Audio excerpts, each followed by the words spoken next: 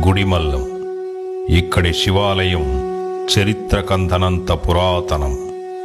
ఇక్కడ వెలసిన శివలింగం ఎందరో శాస్త్రవేత్తలకు అంతుచిక్కని బ్రహ్మ పదార్థం.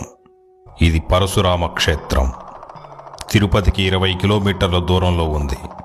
ఇక్కడ వెలసినటువంటి శివలింగం ప్రపంచంలో మరి ఏ శివాలయాలలోనూ లేని విధంగా మానవ లింగాకారంలో ఉంటుంది. పరశురాముడు తన తల్లి తలను నరికిన పాపానికి ఈ క్షేత్రంలో తపస్సు చేసి తన పాప ప్రక్షాళన చేసుకున్నాడన్నది స్థల పురాణం. ఈ శివలింగం ప్రత్యేకత ఏమిటంటే, ఎంతో మంది శాస్త్రవేత్తలు, ఆర్కియాలజీ డిపార్ట్మెంట్ వాళ్ళు ఎన్నో పరిశోధనలు చేసి చివరకు ఈ శివలింగం తయారు కాబడిన శిల ఏదైతే ఉందో అది ఈ భూప్రపంచానికి సంబంధించింది కాదు అని నిర్ధారించారు. ఈ ఆలయం అన్ని శివాలయాల్లాగా ఉండదు. దీని నిర్మాణమే చాలా ప్రత్యేకమైన శైలిలో ఉంటుంది. ఇందులోని శిల్ప సంపద అద్భుతంగా జీవం ఉట్టిపడుతూ ఉంటుంది. ఈ క్షేత్రం చుట్టుపక్కల ఎన్నో మానవాతీత సంఘటనలు జరిగినట్లుగా స్థానికులు చెబుతూ ఉంటారు. ఈ క్షేత్రం ఎన్నో అద్భుత విశేషాలకు నిలయం.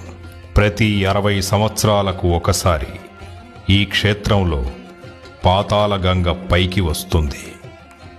ఆ గంగ ఎక్కడి నుంచి వస్తుందో, మళ్ళీ ఎక్కడికి వెళుతుందో ఇంతవరకు ఏ శాస్త్రవేత్త కూడా చెప్పలేకపోతున్నారు.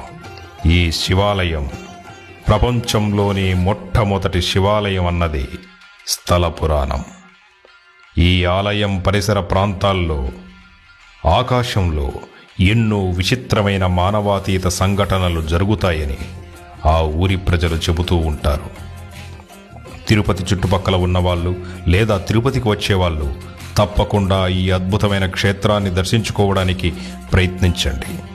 మీకు జీవితంలో ఎంతో అద్భుతమైన అనుభూతిని, మానసిక ప్రశాంతతని ఈ క్షేత్రం అందిస్తుందన్న దాంట్లో ఎటువంటి సందేహమూ లేదు. ఓం నమః శివాయ.